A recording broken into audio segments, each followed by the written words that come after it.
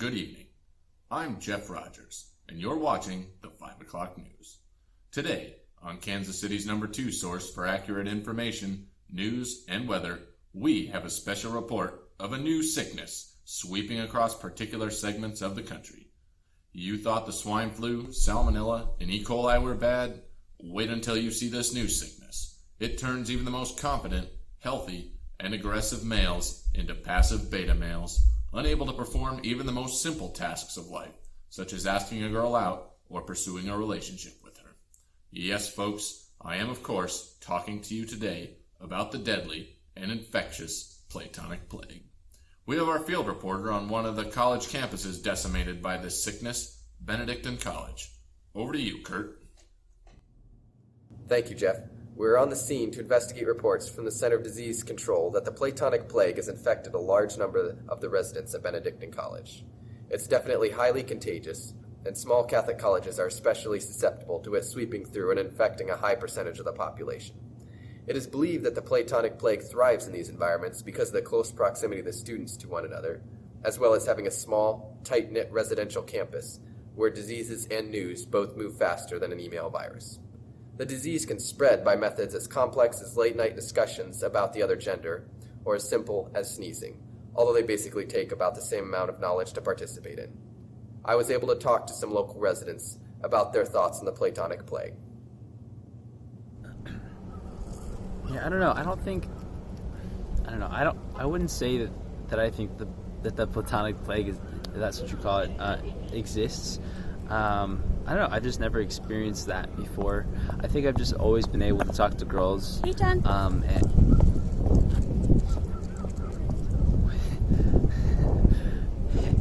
Hey. Okay. Anyway, what were we saying? The Platonic plague? Nah, that's not a thing at Benedictine College. That's what I love about our school. I have so many incredible female friends here. Would I ever ask any of them out on a date? No, of course not. Definitely not. But the Platonic plague, it's not a thing. It's a myth. While males are often blamed as the main carriers of the plague, females can help spread the plague by putting pressure on the hapless male who is already susceptible due to the campus environment. I talked with a resident to see if she thought that females contributed to the spread of the plague. It's definitely just a guy problem. I mean, it seems like whenever I like a good Catholic guy, he never just asks me out. Is it too much to ask for a guy who is basically Jesus to take me out on the perfect date, treat me exactly as I would like to be treated, without me having to tell him what I expect, and then for him to propose to me on the second date as any normal guy should? I just don't understand why guys are so shy about asking me out.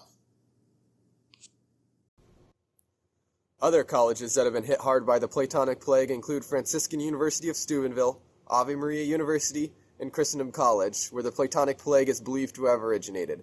There are very few cures that have any proven reliability at this point, but one old standby is a senior scramble. It causes a shift in the view of those infected, which can help some victims pull out of their symptoms and actually start moving towards relationships in a somewhat intentional manner out of necessity. There are allegations that administration ignored early warning signs, including a homily by Father Simon, where it was very apparent that the men of BC were showing symptoms of the Platonic plague. Here is some of my conversation with him about the plague. Yes, indeed, the Platonic plague has in fact hit Atchison very hard. Now it is a nationwide effect, and in fact it's growing to become a worldwide effect.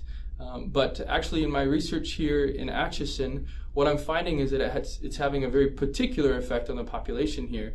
And while most of the plague affects men worldwide, what I'm finding here in Atchison, and in my theory, it seems to be that when the Platonic plague is mixed with Atchison water, it's sort of, the combination is now having instead an enhancing effect on the women.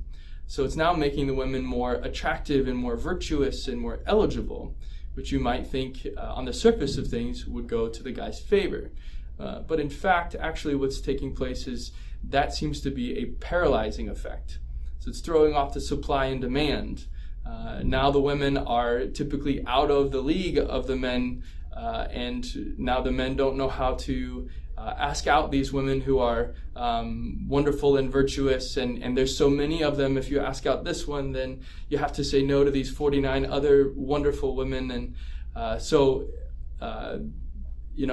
women are really benefiting by way of an increase of character, but I feel sorry for the men because there's just too many good ones to choose from, and they don't seem to be able to do that. How exactly does the plague spread?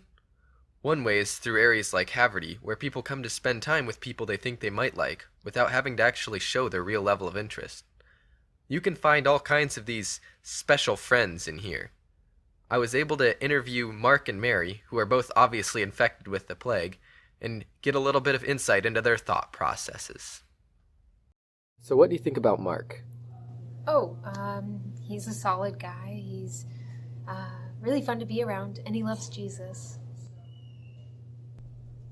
So what do you think about Mary? Yeah, I think she's really cool, super modest, has a really consistent prayer life, and really caring to those around her, yeah. Do you think he's interested in you? No, he doesn't really like me. We're just really good friends. Do you like Mary? Oh, yeah, I totally like Mary, but, I don't want to, ask her out or anything, because it might make it awkward.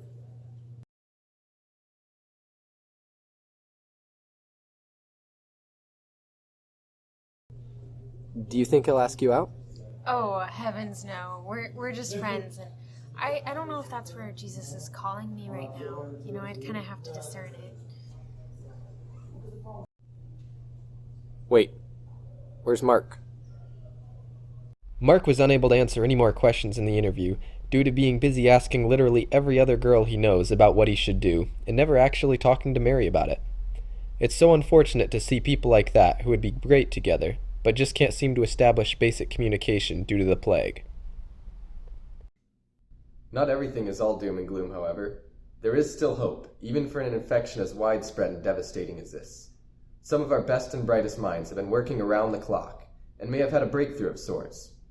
The solution that they have come up with is a bit unorthodox, but drastic times call for drastic measures. Everything is still in the preliminary stages of testing, but the solution that they are recommending is just actually asking someone out.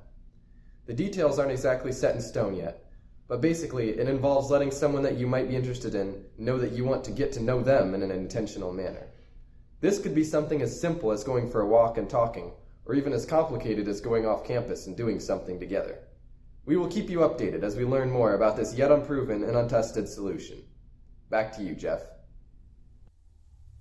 Stay tuned for our next news story about a very serious ongoing case of the plague, causing one local male to, quote, just be friends, unquote, with a female he has liked for over 2 years running.